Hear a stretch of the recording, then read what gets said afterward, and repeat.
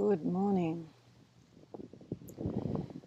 Good morning. Nice to see your face this morning. Good morning. Good morning to you.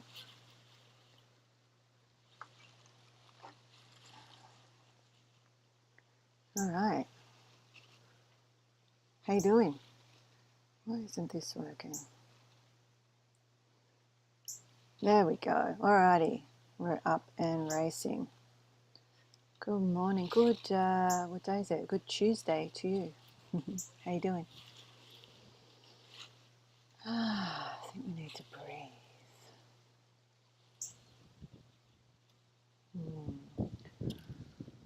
Breathe. What comes to mind with the breath? So if you're coming on, say good day. Let me know that you're there so that we can. Sherlinda. Sherlinda. Hey, how you doing? All right. Some people on Facebook, some people on Insta. If you've got the Zoom link, that's what I'm directly looking at. You can pop in. The breath, hey? Wow, before I get into some story, let's just connect and start with a story about the breath, in fact. I was talking about this yesterday. It's a deeper teaching that every Tuesday afternoon I teach the Psi program. So Tuesday mornings, so it's Tuesday morning Hawaii time. Not sure where you're watching from, but you can let me know if you like. Hey.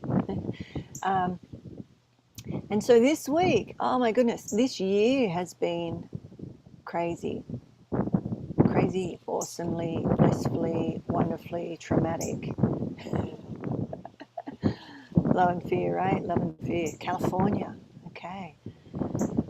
All right. Well, I guess I don't want to spend too much time on what's been happening here. Suffice to say that what tends to happen in the field, so those of you that don't know me, I'm primarily a mystic medicine woman, metaphysics minister, trauma therapist, I don't know, whatever you want to drop in there. I've probably done it at some point in my life because my life seems to be fast in comparison to, if people are watching from the outside, it's like fast. But for me, it's just following, listening, acting, being, into R-ing. And so there's no effort. It's effortless effort. Have you heard that in yoga and meditation? Effortless effort. My life is effortless effort. It doesn't mean that I sit back and go, bring it all to me, because if you're doing that, you're probably not having much come to you. Just saying. It's like as you step, not necessarily physically step, but as you move, even in intention, you are met. It's even in a I was going to say an intimate relationship with a human. You know what I mean? Like if we're talking about intimacy with the beloved, or intimacy with an aspect of the beloved, the Shekinah or the mother, which we have been over the last few weeks, and I have over the last 30 years. Actually, it's probably, let me think, not quite 30 years. I was just talking about that this morning. Anyway, we have all sorts of conversations. Where was I? So this connection and being met, and how receiving is so important for our being able to give. And we've been taught, that some people will say, I've given, or I've been in service all my life, and now it's time for me to receive. No.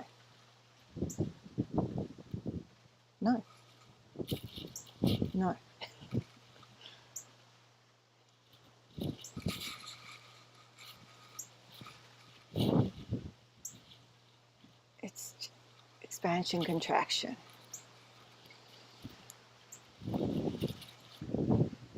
It's I don't have my figure 8 here. While we're here on this planet Earth, there is polarity, there is duality, right?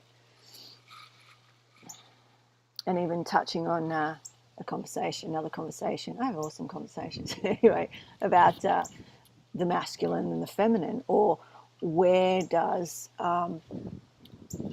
we had a conversation the other day, you can go back and look at the replays if you like, around, I think you were here, Mercedes, around where we start and where we end.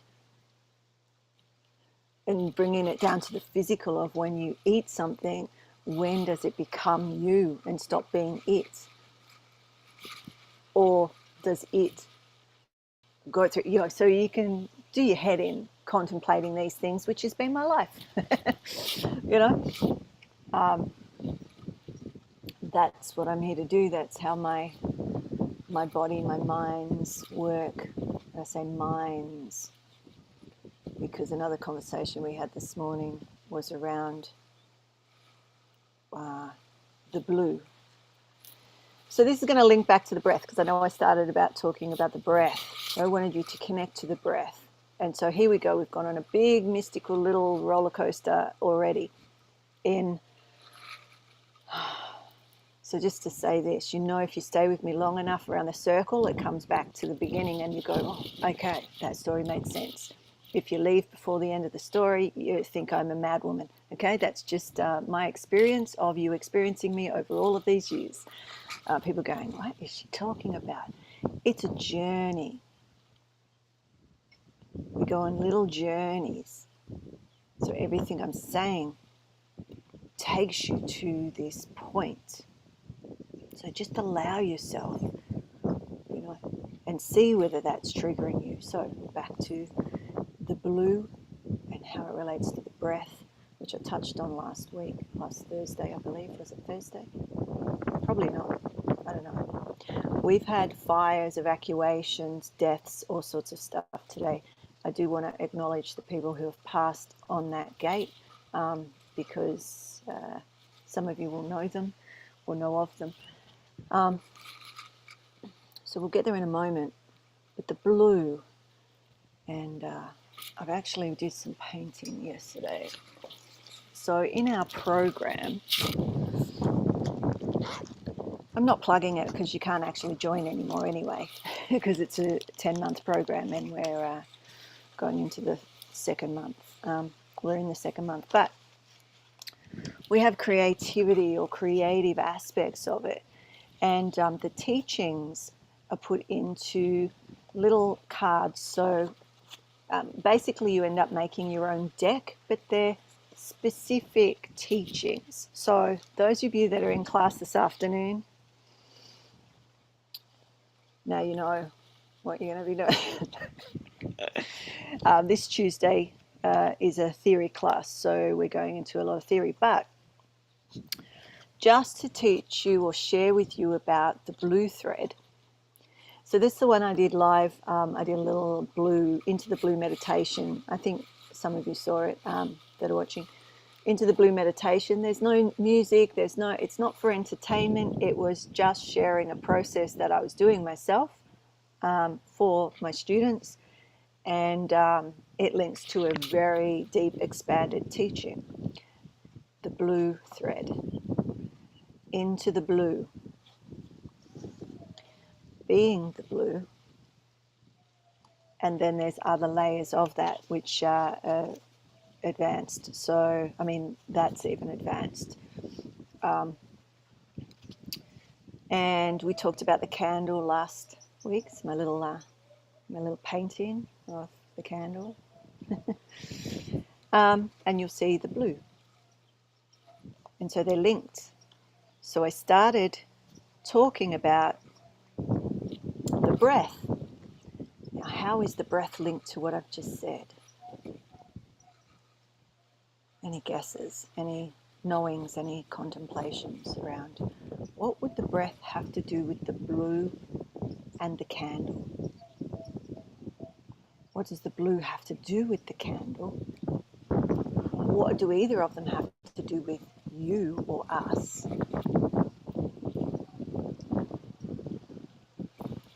Just take a moment. Because if you're watching this and the title is Mystic Ministry, then you're possibly on your spiritual journey or evolution or development. And what I've just said, if you could sit with that and contemplate that or meditate on that, you will be shown the wisdoms of all there is. The mystic path, one of the primary techniques that I used to teach all the time, like it's in the archives, I would teach it all the time. They're so simple that many people disregard them. If you chose one piece, so what I'm sharing with you today or the last week, and just did that, and that's it, you would evolve your minds. There would be a merger of the three minds into supreme intelligence, right? Now, it may take some time, depending on where you're at and what lives and experiences you've had.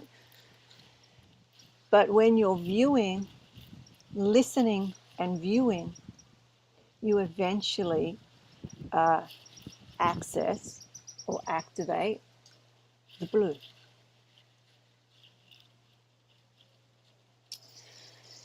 There's levels of blue, and there's, how do I describe this? Some are not accessible until after we've left our physical body. Many ancient texts have talked about the blue only as if we can access it after we have past, this physical existence. My direct experience is that that is incorrect, and I've taken many students over the last 20 years, 15, 20 years, access the blue and their higher consciousness. They've experienced it directly to the point that they're able to, right? There's many levels of the blue. Now, in yoga and Kundalini yoga particularly, they talk about the blue ethers. We're not going to talk about that today. I may touch on it next week. We'll see. These are all things that we're going deeper in the program. So as I'm bringing the syllabus in for students, I'm sharing the bits that I'm being shown to you. So it's never going to be whole. I can't possibly take you through, a whole year in, 30 minutes or whatever. But I felt the call to share this with you again because I was reminded myself the last few days, well, the last week really, because of where I'm at in my cycling. And I got taken back to the beginning of where I first started. And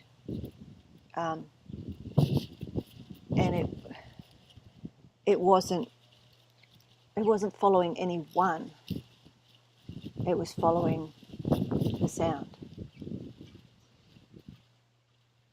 And because I became the sound, so to speak, so we might call it the holy naam, the ek, the shabd, the music of the spheres, there's many names for,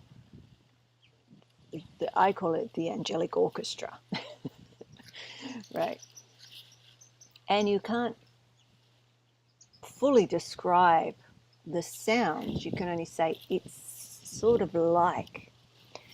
But these sounds are, some of you know, you've done some training with me. These sounds are like the doorbells to the different levels of your self, your aspects. And they're indications of, I guess, your stillness in your motion. Your stillness as you are. R is like the frequencies that you distribute, like the music, your song through the realms.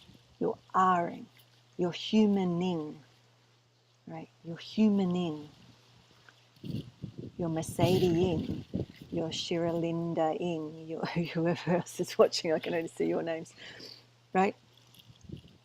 We're humaning, the trees are treeing, the chair is chairing, the table is tabling, the ocean is oceaning. We're Ring.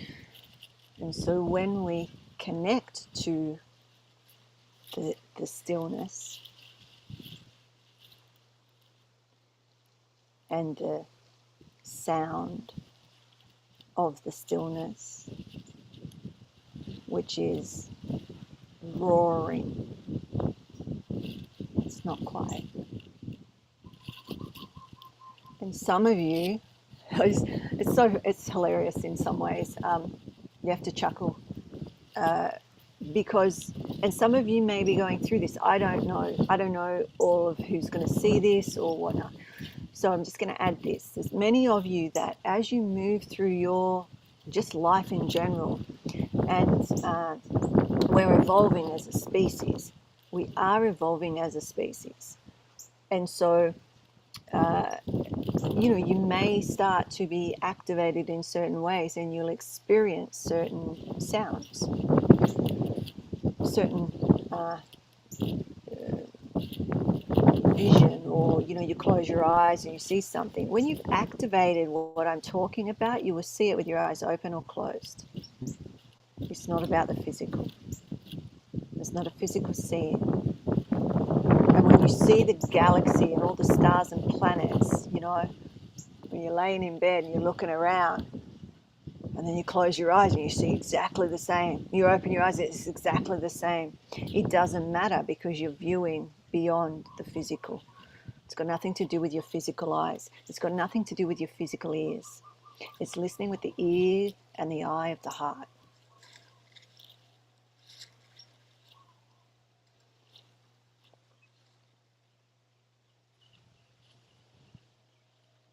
So, close your eyes for now, just for a moment. Let's just do a little sample of this because it is what I can pinpoint. And there may have been things before that, but what I can pinpoint, because there were other things that happened earlier on, but this was more the mystical aspects of what my direct experience was. The light and the sound, or the sound, the light, the presence. It's a mystic path. And there's much more to it than that, but that's the start. That's the start. And some of you, and this is what happens, I say, if you go direct, if you have that direct, you ride the wave of the tone, of the frequencies to the beloved, all else comes to you. So when I was teaching trance mediumship and channeling and trance healing and mediumship and how to access the Akash and all of this stuff, the reason that I can do that is because I go direct. And when you go direct, that's the mystic path. Everything else comes to you. Sound familiar? Does that sound familiar? Seek first the kingdom of heaven, right? Seek first. Seek first the kingdom of heaven. Seek first the beloved. This is how I went. I'm not religious, so, you know, right? I wasn't brought up. I didn't know any of it, right? So everything that came to me came through my direct experience. I had no teacher. I went searching for a teacher that could tell me what was going on. I couldn't find one. I studied with some teachers, but they didn't know what I was talking about. And I'm thankful for that now, because I had to follow my own path. And now I know, all these years later, it is the mystic path. And that's why I say it's mystic ministry. It's the mystical understanding of the scriptures. In every culture, it's underneath, it's behind, it's like the diamond and all the aspects of the information for the human species evolution, right?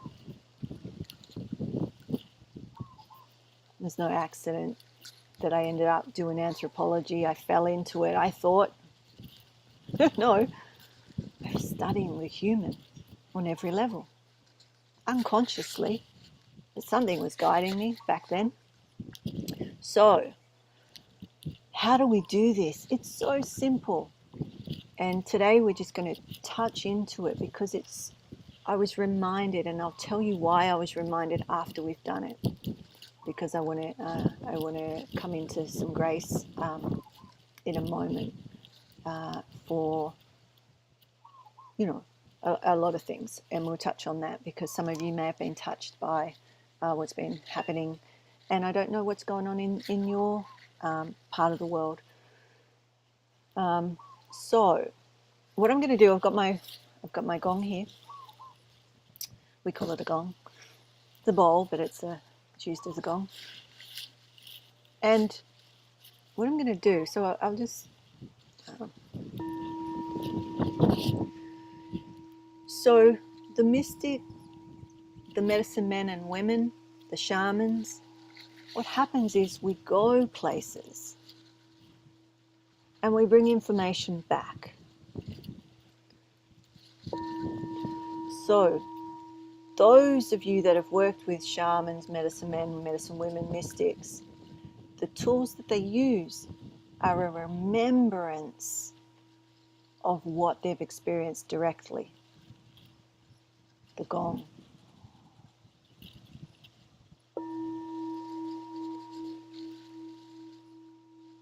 The bells, the drums, the rattles, the harps, the stringed instruments, the flutes, or the woodwind instruments, the shells. We've got one here, the conch shell.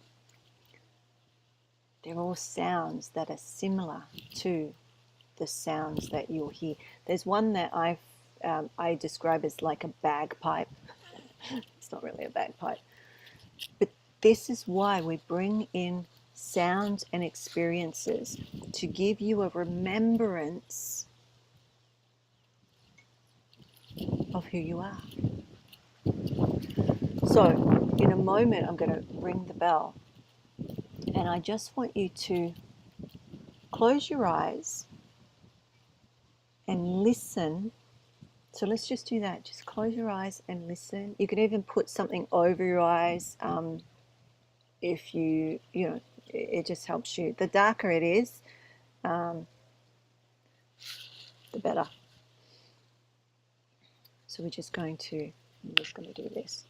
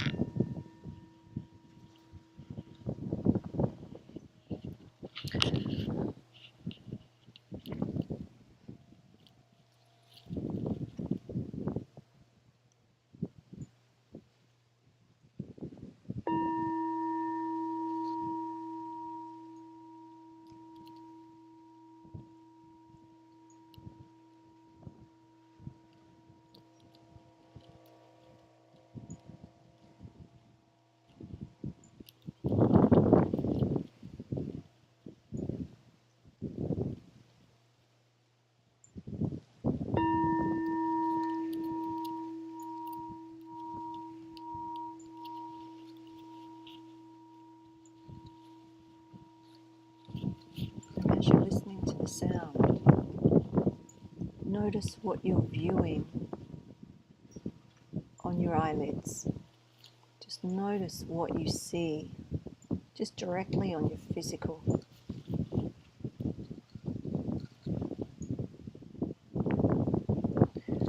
Some of you will be more advanced. Just notice the sound comes in. So in a moment, I'm going to ask you to just block your ears a little bit.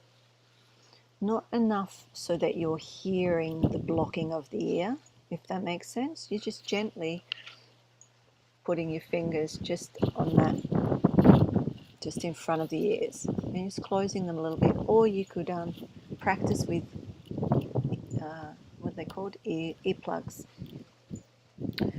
Those of you that really want to start hearing,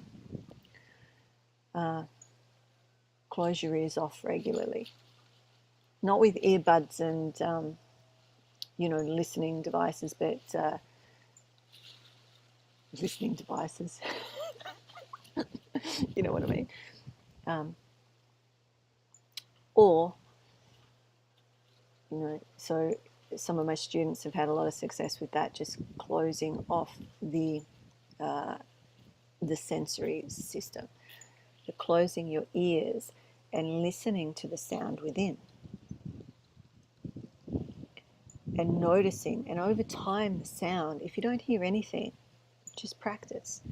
But I guess the caveat is that once you start hearing it, you won't unhear it. And this is what I was sort of used to chuckle at, in the early days, is that people would come and work with me and they'd be activated and they'd start hearing, right? And they would say that they would be trying to concentrate on writing emails or talking to somebody, and they would be hearing. And they would get annoyed with the hearing, the sounds of the spheres. And they asked me, how can they turn it off? Now, you can turn it off to a degree. But I say this to you, but I'm not going to share how you turn it off, because it's up to you. You want to turn it on, you turn it on. If the beloved was standing next to you and whispering sweet nothings in your ear through the day, so if God, the beloved, Supreme Source, Intelligence, was speaking with you, was walking with you in every moment, and you were telling it to be quiet.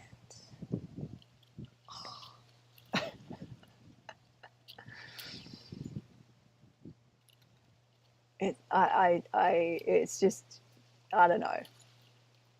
No judgment. It can be difficult when it gets very loud. Hey, Amber. We're talking about sound of the spheres, and the mystic path, stuff like that. So when we're wanting to turn it off, right, I would say that that's a fear of love, because you're pushing the beloved away. You're pushing your direct access, because I just mentioned to you that riding the wave takes you, it's a direct path. And once you have that direct path, you have everything else. You have all the other abilities, all the clairs. I have all the clairs. I mean, who cares, really? Do you know what I mean? That's not my, who cares? You won't impress me by what you can do. I don't impress myself. Do you see what I'm saying? It's all about the direct access. It doesn't matter. All the rest is, I used to say, I'd teach it like this. I haven't taught this stuff for a while. It's sort of come back around, because it was like, 1 in 1,000 is mystically inclined.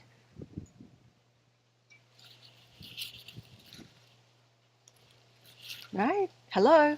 How are you? Nice of you to join us. Because if you're sitting here listening, hey, right? Welcome.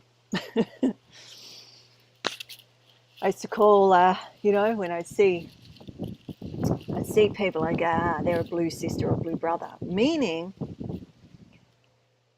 they've either accessed the blue, they're in the blue, or they're on the way to the, like they're right, because not everybody will go that route. And that's okay. There's different, there are different ways. There are different, right? So don't worry if you don't. But if you're here and you follow me, there's a big chance I mean, and I'm looking at you right now, and you've seen the blue, haven't you? You are the blue. When I saw you, I mean, I'm looking at someone on Zoom, so just not to call you out, but no one knows who you're, right? But I saw you straight away, didn't I? In the blue. Yeah, blue sister. Okay. It's a ride, sister, yes. So when those sounds get very loud, what you can do, as Amber has said, you can ride them. I'm not sure if she knew that I was going there next, but probably so, because she's mystically inclined too, right?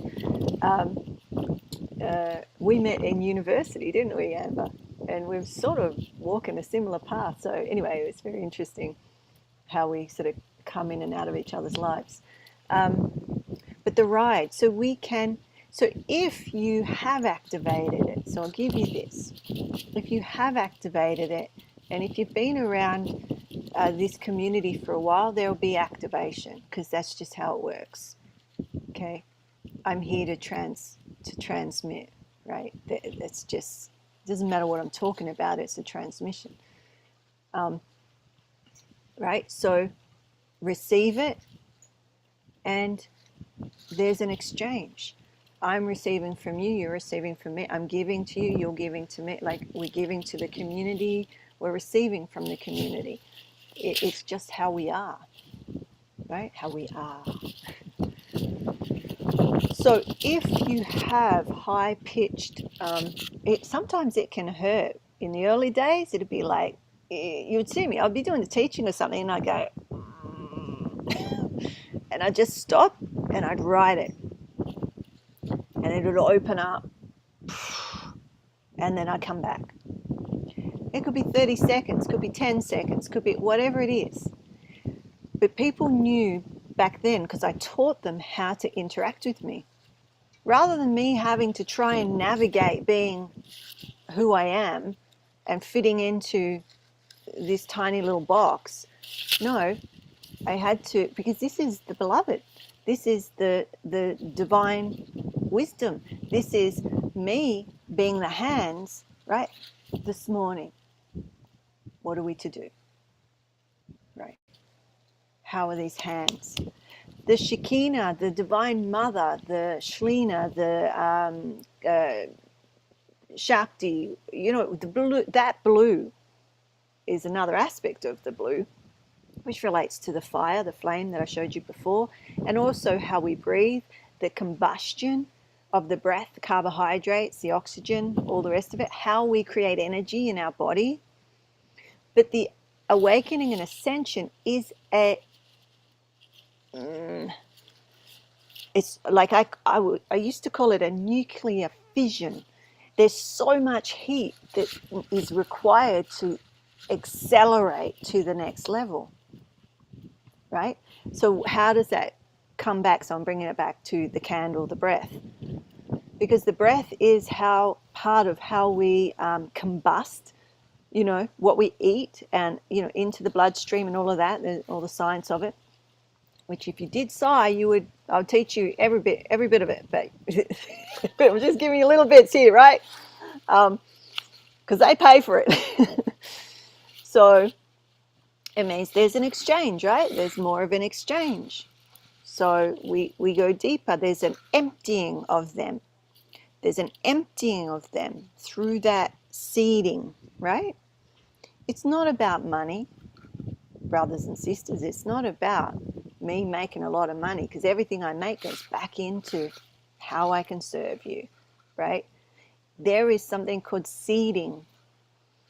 And when you are giving, you open, empty to receive. Okay, it's an energetic way. So anyway, that's by the by. Where was it going? Candle, the blue of the candle, and how the wax is consumed, and there's a scientific process of that, and how there's an incandescence, and it's from the mechanism of the hydrogen and the carbon, blah blah blah, right? It's a scientific explanation. Now, why is there blue and black at the bottom of the flame? I'll show you my little flame again, because this flame isn't just a picture, it's a freaking teaching. It's all on the back there.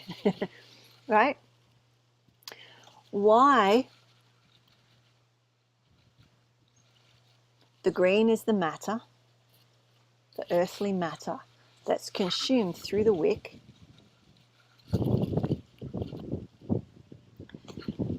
The black or the blue black, right, is the lower light, and it's what consumes.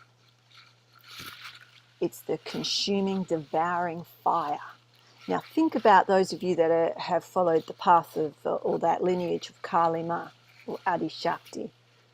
Kali Ma, devouring. She's frightening to look at to some people. I think she's beautiful, but right, this dark, devouring, monstrous being.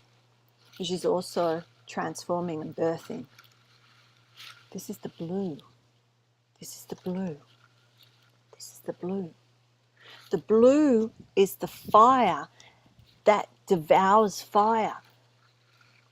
And this is in the scriptures, but you won't ever find it. It's the mystical aspect of the scriptures. So I got to tell you now, because I'm teasing you too much, right?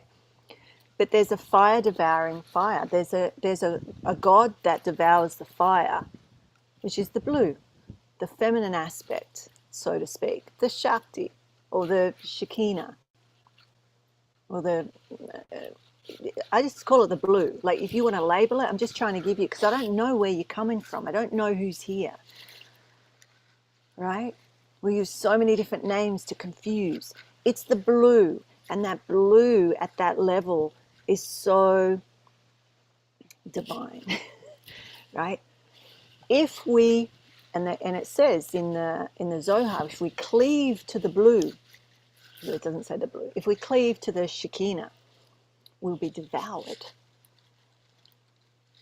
So what does that mean? Because I live for the blue. I am the blue. She is within me. We are. Right? Why am I not being devoured like the wax? Because it just is. I'm not grasping. I'm not, clawing for it, I'm not. I have great respect for this energy. And I knew at the very beginning, when she first came, that it was my choice. That I knew that if I took the step forward, that it was in full surrender. Meaning that if I started to fight and argue, my ego was there, then I would be devoured. Whatever that means to you. Do you see? Do you understand? Living the life I do, I'm listening, and and as scared as I might be, I step. Because I made that commitment all those years ago to serve in that way. And as I do, it's like a surrender. I'm not grasping, I'm not clear. Do you understand? So anyway, there's a lot to that. I'm just dropping seeds. So that, you can ask questions. I always say this, very few of you ask me questions.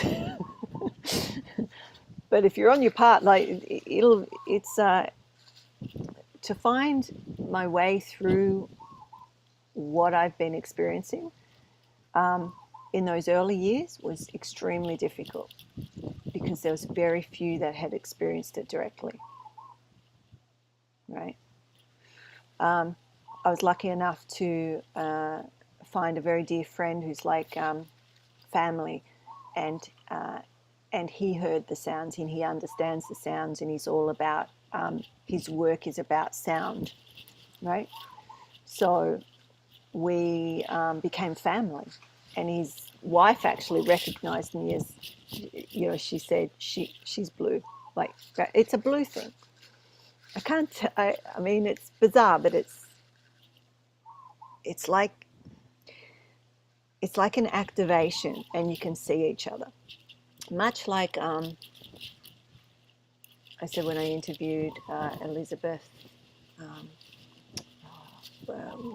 Elizabeth Woodward, I think is the last name. Anyway, I'll find it for her. You know, when you have people that can see, right? They're seers, and they're sitting in front of each other, it's infinity. It's like the mirror reflecting the mirror, reflecting the mirror, reflecting the mirror.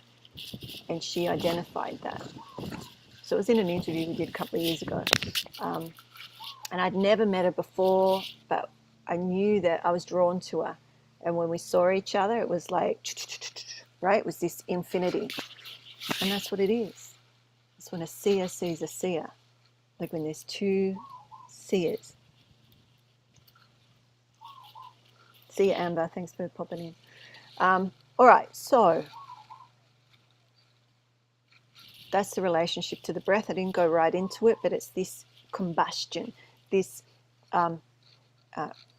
heat, right? Why is the candle not going into illumination down here? Because there's not enough heat. This is the ascension process. This is a representation of the soul of the human. And it doesn't always go into these colors, but I did them. I mean, each color represents something. It's an amazingly deep, profound teaching. And what I've mentioned is just the tip of the iceberg. But like I said, it can take years just learning this. But just know that, you know, to get the illumination, there needs to be heat.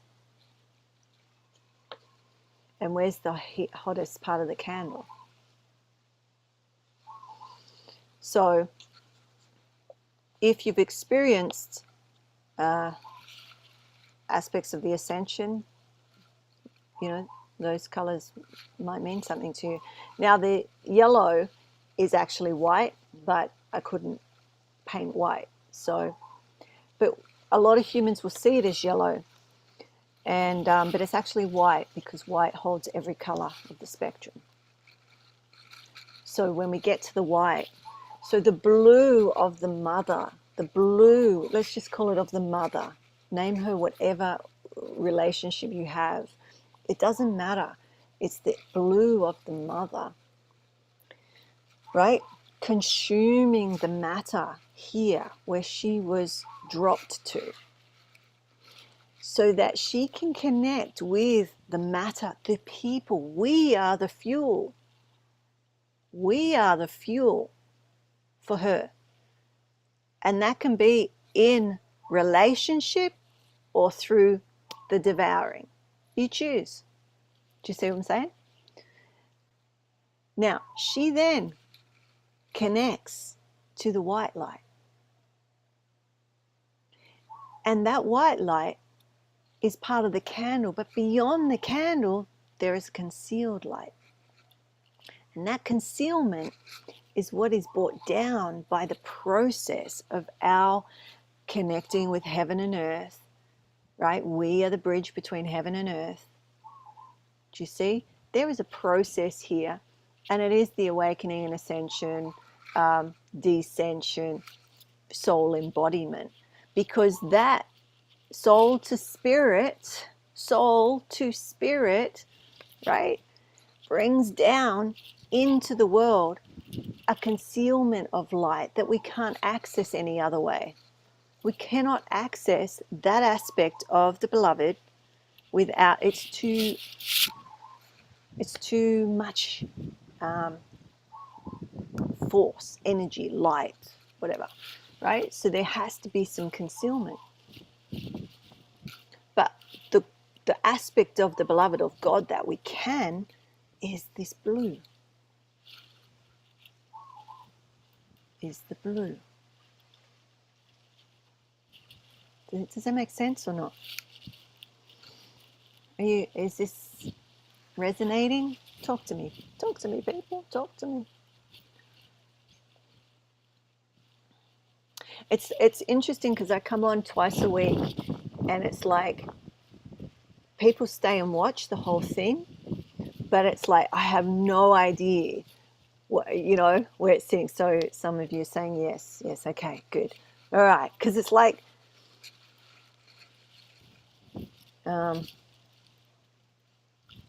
I don't know if you know this, some of you do, but how this instrument tends to work is that when there's interaction, it fires. So I've just told you, right? Oh, sorry, let's turn this down. So as that flame gets more energy, gets hotter, and there's a transformation, and it's like with us too, right? It's like there's an exchange. There's a feeding both ways, right? Let me just see some. I'm seeing and hearing things. I get sounds. I feel as if I'm walking on the moon sometimes, but not because I'm in the clouds, but I'm seeing things differently. Yeah.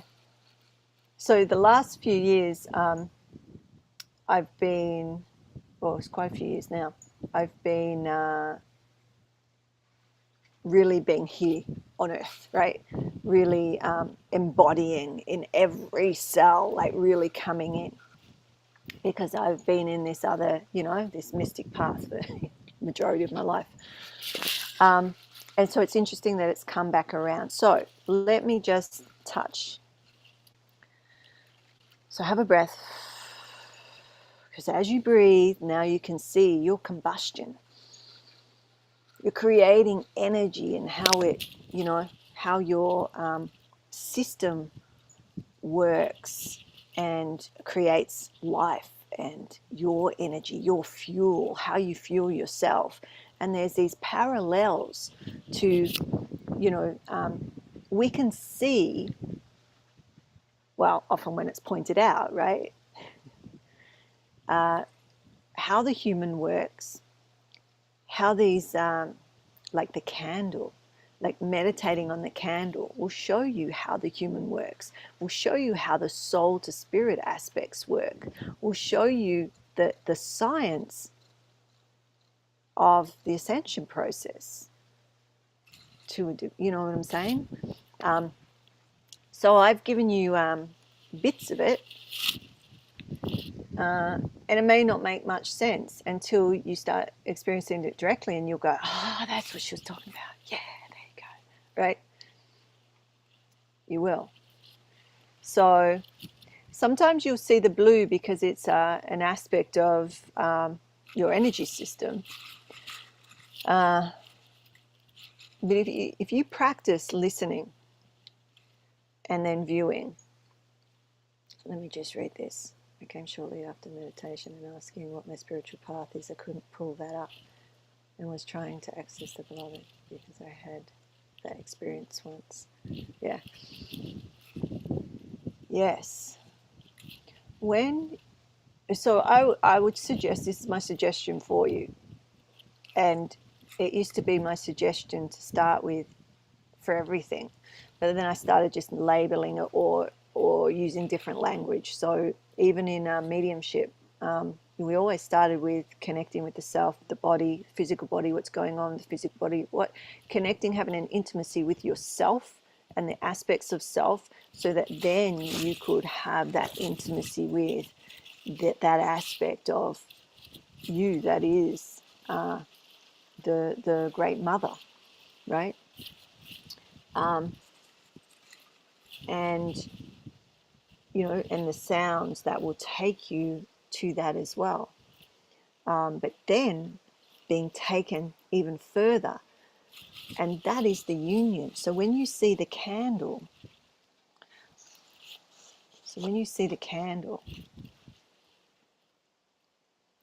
That flame is one.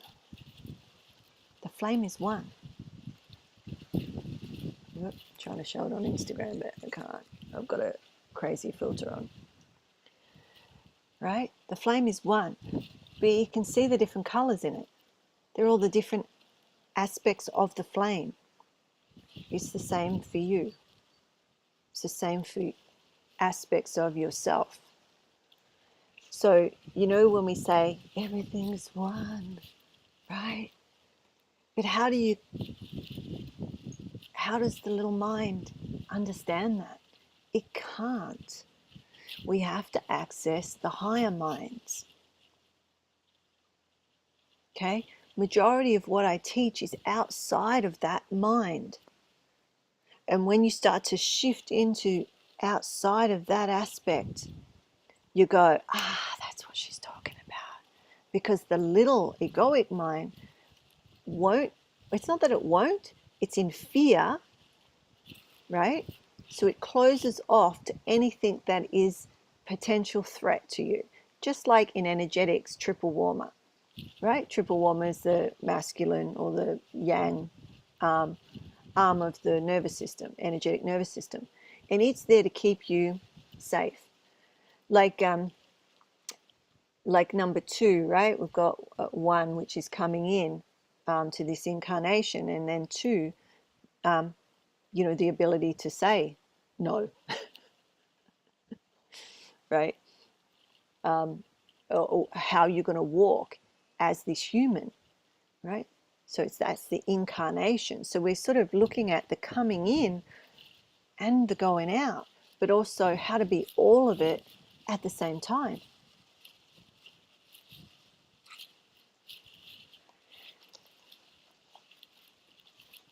That's what I mean by the teachings are so simple, but they're so deep and profound. So what do I need to bring back around? So let's just take a moment. So some of you know that my grandmother was in transition. She was 98, she just turned 98. So she walked on Friday, my Friday, or Australia's Saturday. What's interesting about that is her husband, my granddad, went on the same day 2 years earlier. And in between that was when I got married. So my granddad died, I got married, my grandmother died.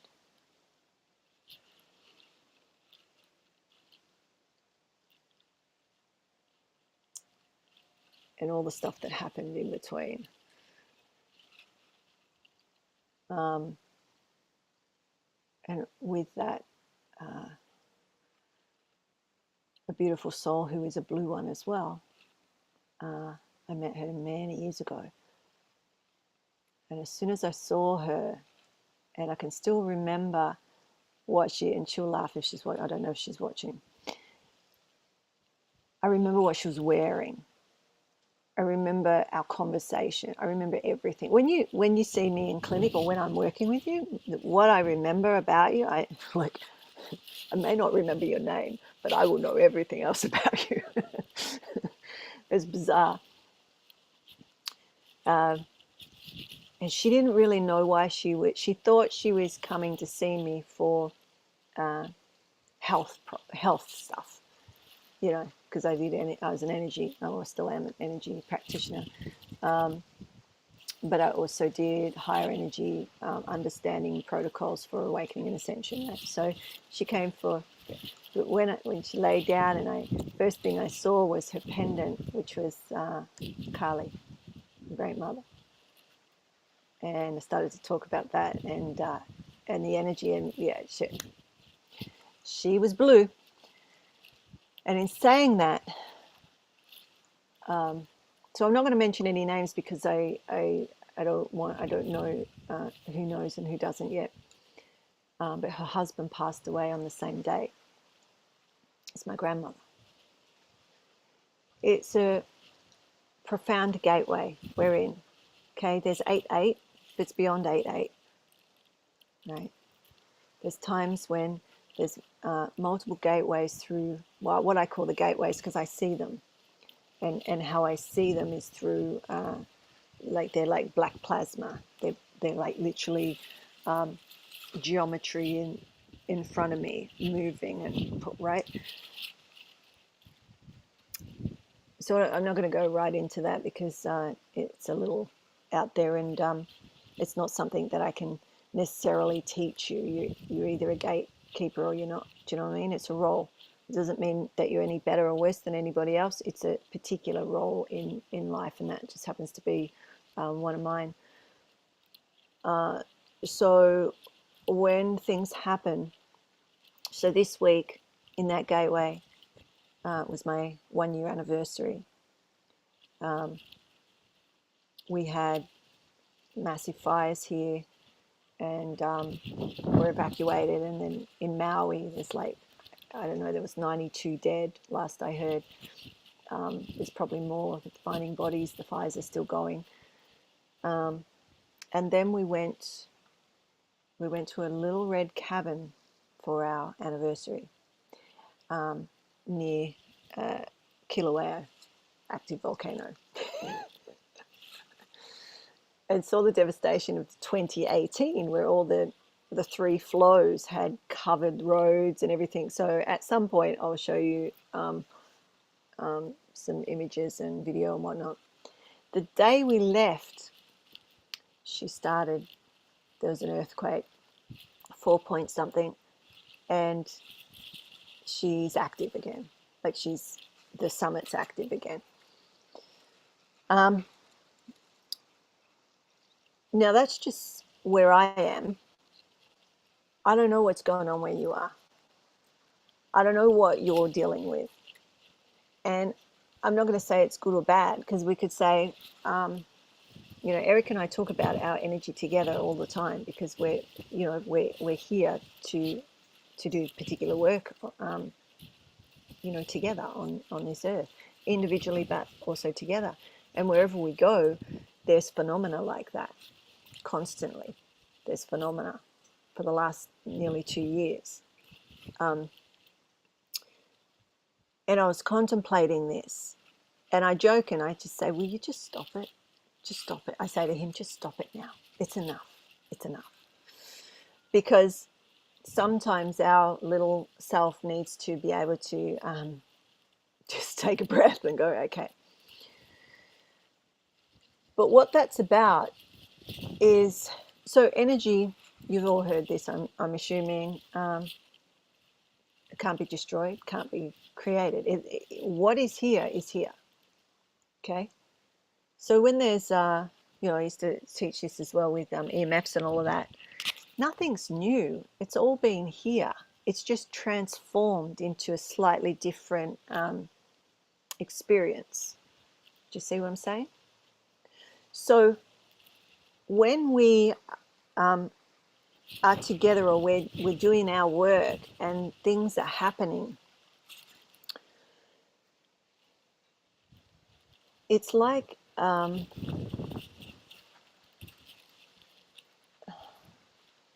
going to say, it's like being aware of your fear and the fear in the world, right? Because it's the communal or the global fear of fear, or fear of love, but generally fear of fear, that is creating aspects of the experiences we don't want to experience. Do you see what I mean? So does that make sense? Because I just saw your head go, like, what? So a lot of majority of our work together is around teaching around fear. Fear. I call it the shadow of the fear. So if we want to put it into different ways of knowing, we could say, Eve and Lilith, or Hava and Lilith. So there's the drop, the female Lilith, Eve, or Hava. and then the shadow of that. So the shadow of the darkness, if there's even such a thing. Do you understand? It's like the even darker bit, which still is a great mother. She was the first feminine, Lilith, right? Very misunderstood. If you can have a healthy relationship with all aspects of yourself, with all aspects of humans, because they're just a representation of all of who you are, whether you like it or not, right? So you look at people that you don't like, or are offensive to, or whatever, and look at your fear. What comes up when you see that? And when you accept your fear, it's not projected into the world. It's not projected into the world. So on an individual level, we can be doing our own work, but on a collective, we can as well. And so I don't know if that made sense. I sort of skipped around a bit. But what I'm getting at is when we get used to being comfortable with fear, then we're not manifesting what we fear. It's not manifested. Because we're acknowledging, oh, I'm scared that I'll lose my partner. Fear of being abandoned, or like abandonment's a big one for most humans, right? So then your actions are, you'll either do something stupid to break the relationship up, or you'll be grasping. And grasping is what devours you in the blue. So anyway, if you can work with yourself and your partner, if you have one, or the people around you, in the same way that you are working on your relationship with, the blue, the Shekinah, the Great Mother. It's all the same, just like the breath, the candle, soul to spirit. Does that make sense? I haven't given you step by step, but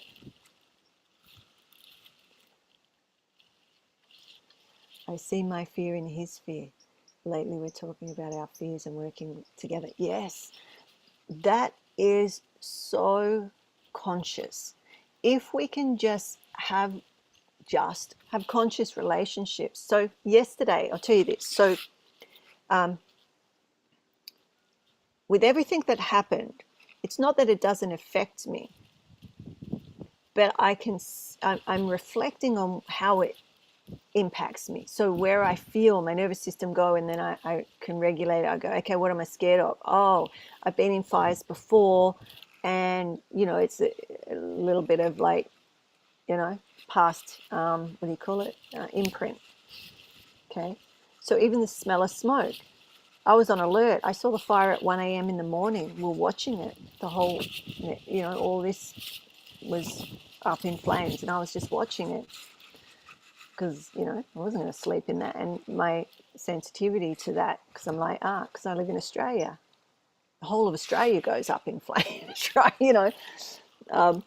So there's an alert there in me because I grew up in the bush, right? Fire is deadly. So just shifting that and being with it and watching it and going, no, we know how to get out. We know what to do. We know how to evacuate, all of this, okay? And then being with that feeling, and that's why I say I teach people to start with how they feel, how they connect with their physical body, because if they can do that in the calm, they can do it in their stress or in their urgency, right? So you can still think. And there was one point where I lost the keys to the car. I was here by myself, and the police knocked on the door and said, "You've got to get out." And I was like, "Yeah, no worries." I was already, had some stuff packed, and then I lost the car. Well, I didn't lose the car key. I put it down going, "I'll remember I put it there." And I didn't remember where I put it. So that was the point where, and I'm sure you'll all relate in some way. It's like, you just had something. Where is it? I don't lose things. I'm not that sort of person. I never lose car keys or where I put, I just don't. Some people do, some people don't. It's no big deal, but that's not how I am. So when I did that, I was like, stop. And I just stopped. And I went, okay, just, the stress is coming in and it makes you go a little, right? Stop, breathe. There's fear here. What am I scared of? It's triggering what happened in Australia last time. But I wasn't able to go home for a while, right? So and it was horrific anyway. So it triggered that, and I was like, no, I'm safe. We're safe. We can get out, even if I can't find the key to the car. I can get out other ways. You know what I mean? Yesterday in the shower, so we'd been to the beach and all the rest of it, and so my grandmother just passed, the matriarch of our family. She was like a mother to me. When I was 16, I went and lived with her. She took me in. Like, this was my mother figure. And we took over her house. She took my brother in as well before me. Anyway, it wasn't for long periods of time, but I lived in a different state. So, and we'll move in from state to, anyway, long story short, the matriarch of our family just passed away, 98. And my friend messaged me as I got to the little red getaway cabin. We didn't have much, there was no internet and there was no TV or anything like that, right? So I got this message as we were driving. It was like a little blip of signal, and it was saying that her husband just passed, right? So, we've got all this sort of happening. And when we got back, so yesterday, and settling in, it's like that's when it all started to come in. And I noticed little fears that weren't about any of that. So this is the key. None of it was about any of that. But because there were so many things, and just as an example, this isn't about me. I'm trying to model for you that when you can identify when you've got either self-talk or behavior that's pushing your loved one away, or sabotaging something you've created, or you don't want to show up for or whatever it is, right? And there's times to be quiet. There's times to have your own space. That's why I painted yesterday. I pretty much just did my own practice and painted and got ready for class today, and did a little bit of energy scanning for some people, but that's about it. That was my day. And then we went to the beach, but I had little things come up in the afternoon. And so after the beach, we have a shower, and I said to Eric, I said to him, I need your help. And he thought it was really serious. Well, it wasn't really. And he goes, what? And I said, I have these fears coming up. I have this coming up. And straight away he said, oh, that's so awesome. And then I realized, as I said it, I was acknowledging the fear, and therefore it didn't exist. Does that make sense? As I spoke it, I didn't even really know exactly what it was. It was like, there's this stuff coming, and I've seen it 3 times now, and I just want to bring it up so that if you see it, this is what I'm going, like there's something trying to process. Now we can process by putting it onto the other person, which is projection, which is going to ruin your relationships and prevent any type of intimacy. And if you don't have intimacy with the humans, you're definitely not going to have intimacy with the beloved, right? So because that's, important to me, I was like, any fear that I'm conscious of, because I'm sure there's a lot that I'm not conscious of, right? And as soon as I said it, he's like, that's so awesome. Do you know how awesome that is? Right? That's what he said to me. I'm like, oh, yeah, it's pretty awesome. Right? Because I was in the fear. I wasn't even thinking, oh, look, conscious of my fear. And by addressing it or seeing it, it dissipates it. I'm accepting and integrating it. Right? And if I need to process it more, then I can do it in a conscious, healthy way, not by projecting onto him and making it something that he needs to do for me or not do for me or whatever it might be, just as an example. Like, that's powerful. If we can all get that and practice that. So you've got the blue, but how do you be embodied with another? When something comes up, it's never them. So it's triggering you.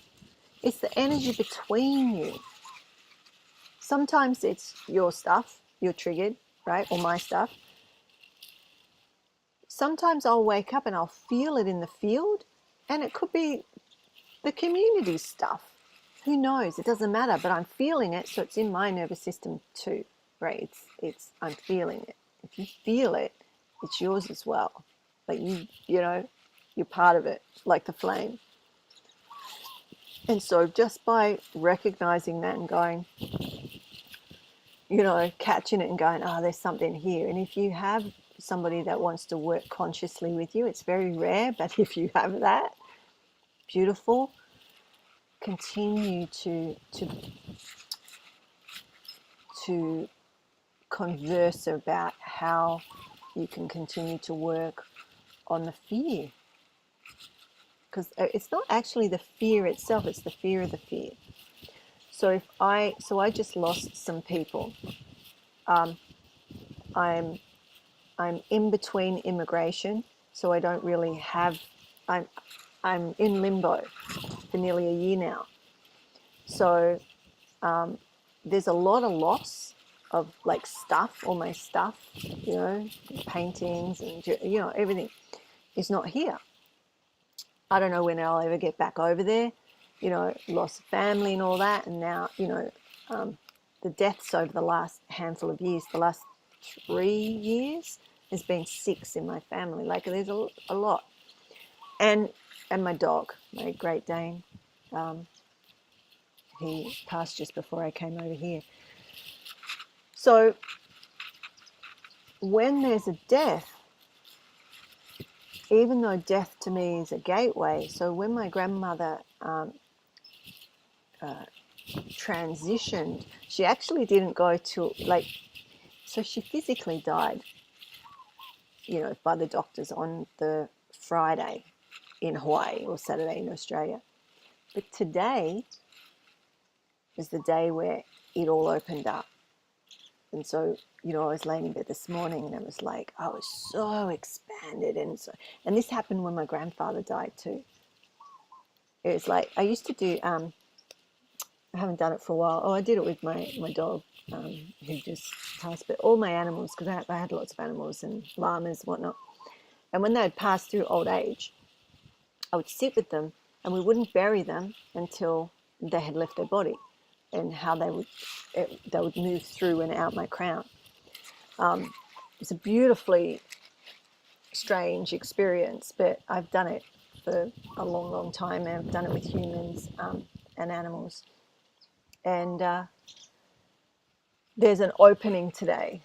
So I haven't gone right into it, but she's a matriarch, right? So she now looks through my eyes. Do you understand? She now walks with me more than she ever did. This powerful matriarch of 5 generations. 5 generations. So now we're back to 4. But 5 generations for all that time. It's a blessing. So I didn't get upset like, Eric was like, oh, I thought you'd be more upset. But you got to understand that we were working on her transition while she was alive and talking about it, planning it, all of that. which is a beautiful gift to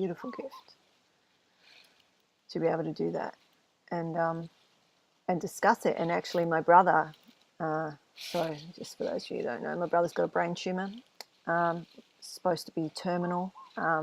Anyway, my brother, because our family's got this way of dealing with trauma through jokes and humor.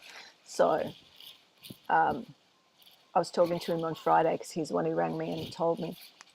And he said he was joking with my nan because it was a race. So he said it's a race on who could go first, right? And she won. So she'd be happy with that because she's been, her body has not been good to her for a long time, but she was fully with it. So in that, we got the news that my grandmother had transitioned, which is beautiful because she wanted to go and she was ready. She was 98, just turned 98, July. And in that conversation and that joking and remembering with my brother, he told me that he had he's had a few MRIs and he hadn't really been sharing, because we don't go, oh, how's your cancer going? It's not like we just get on with things. And it's like I'll say, what's new over there or whatever. But he said he couldn't see it. You can't see it. So from a 5 centimeter golf ball tumor. And I was shown that months ago. And I didn't say anything. I wrote it down. I also wrote some other stuff that I'm not going to share. But in that, it's like the death, birth, rebirth. Do you understand? I know I tell stories and it's sometimes cryptic. I want you to see the mystical stuff inside the story, right?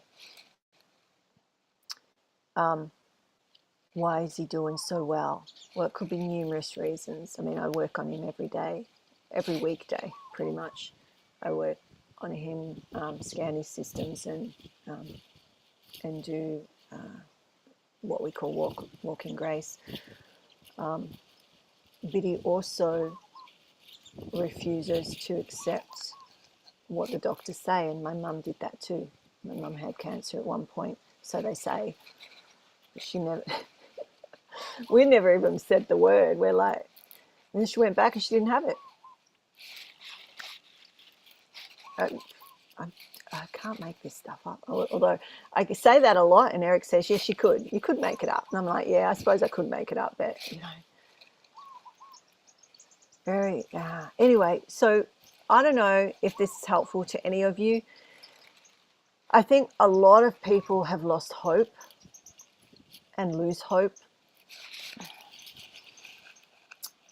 And even though there are deaths and there's people transitioning,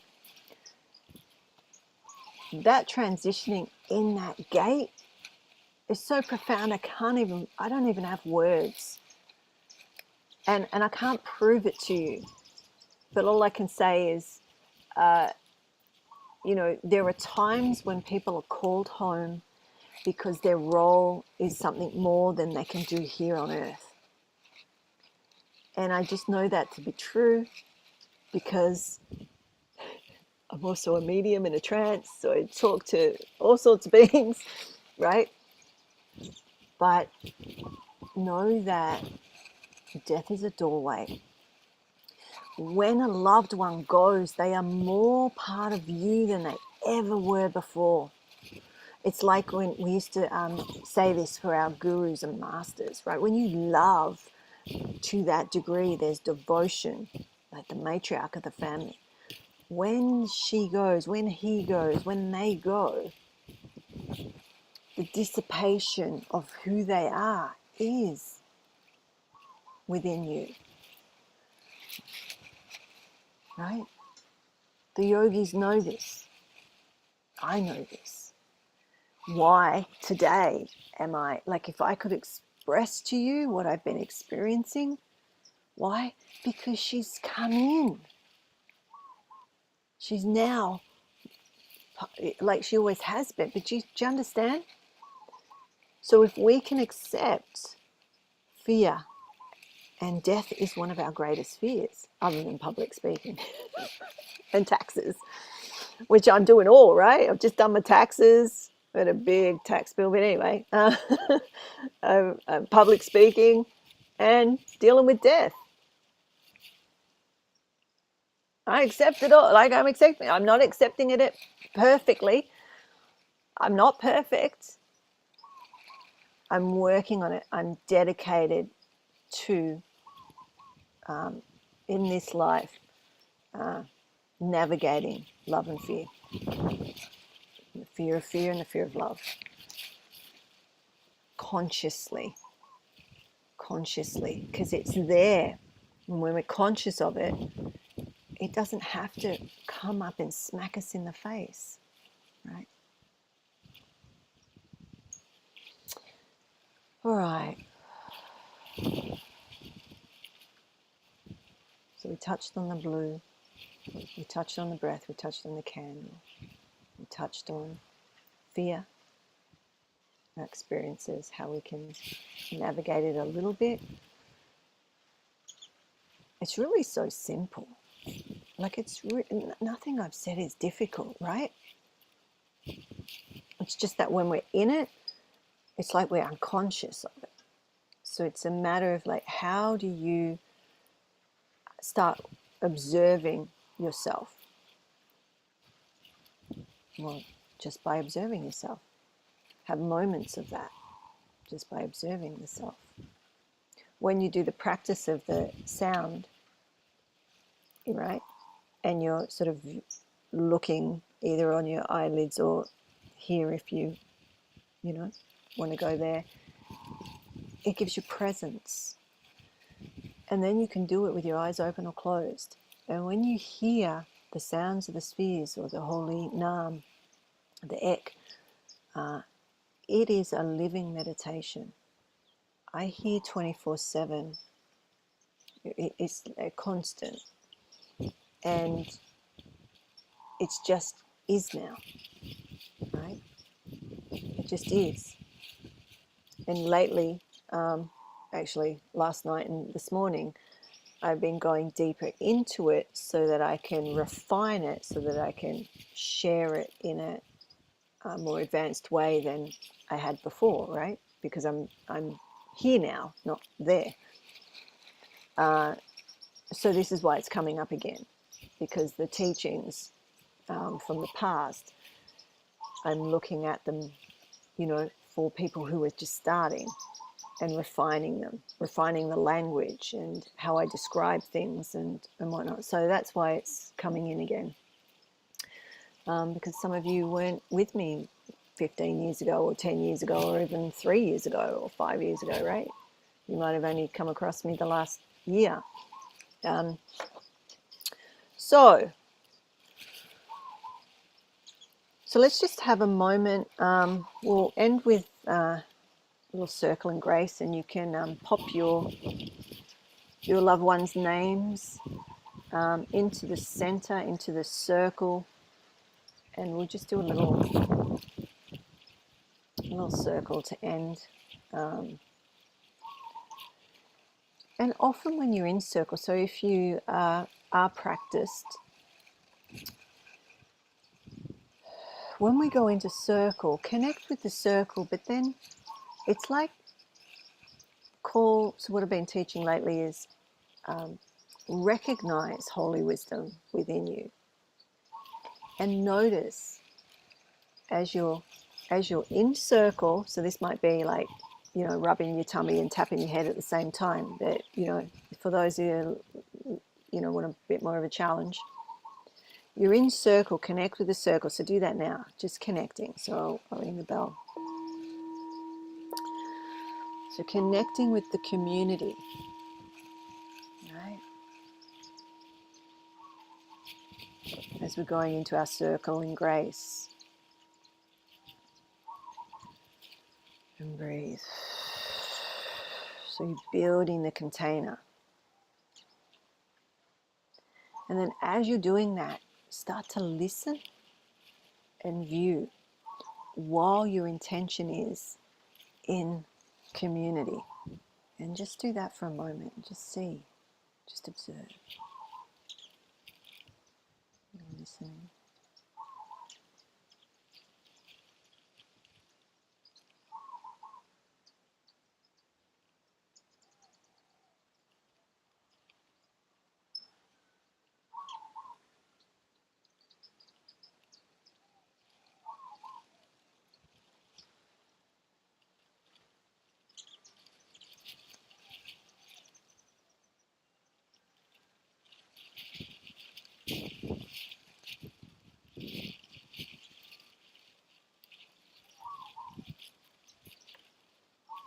Listening and viewing. And then when you're ready, connect with that divine, holy wisdom, or the Shekinah, the Great Mother, whatever works for you. I just call her holy wisdom that rests within me.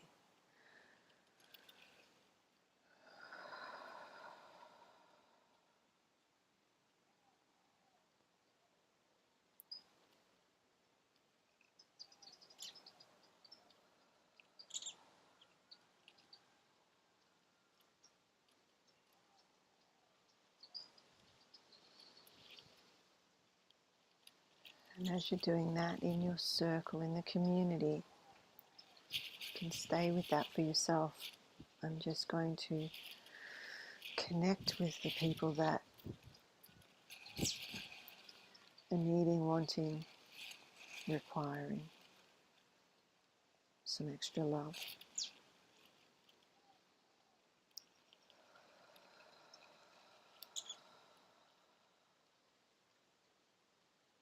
Those that may have lost hope. Those that are feeling the constriction. Those that are spiraling their fear of fear or their fear of love. Those that are ill or transitioning, or those that have transitioned.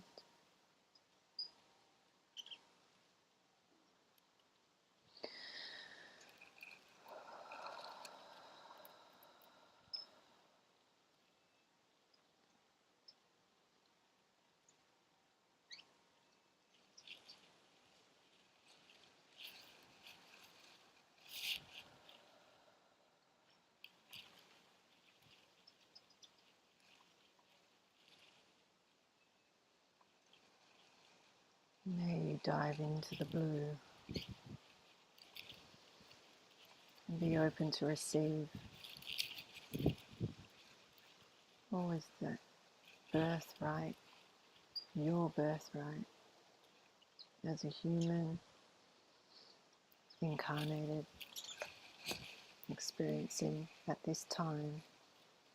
May you drink from that ocean of love and mercy. Breathe.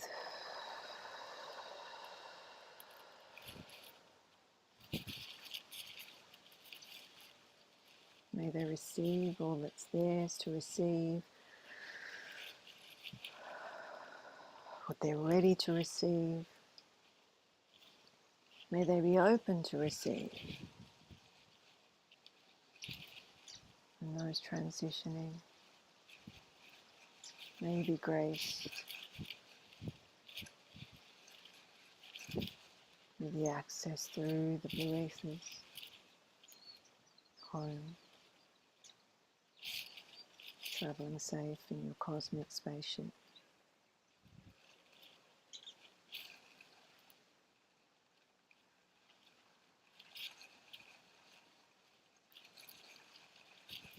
May you be embraced by the blue, held in that space. May you enter through the star to all that you are and the nothingness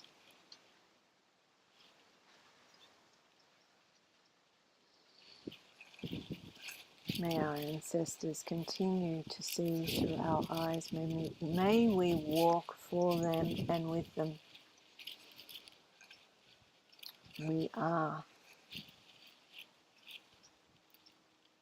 all of those that came before us in this point of time. What a blessing, what a gift.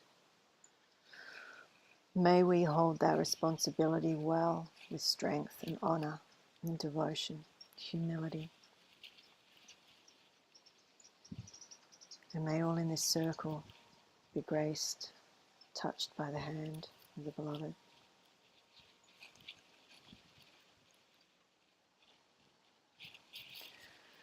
Just see that energy going through your heart, down your body, out of your feet, into the earth, through the chest, out into all other human species,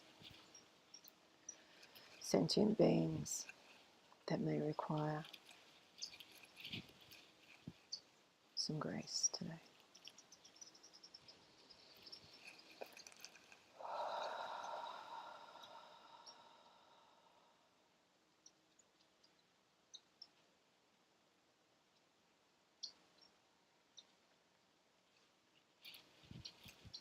Be open to receive your share and walk forward in readiness to give, to empty, to be able to receive even more, to give, to empty, to receive. And so it goes. And so it is. May the blessings be.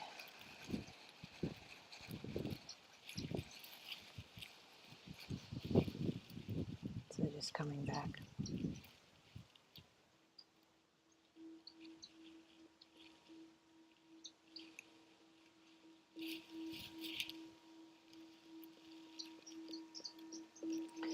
May you walk well today into your day, into your embodied incarnation. And may you bless everybody that crosses your path with your light, with your smile, with your state of joy. Much love.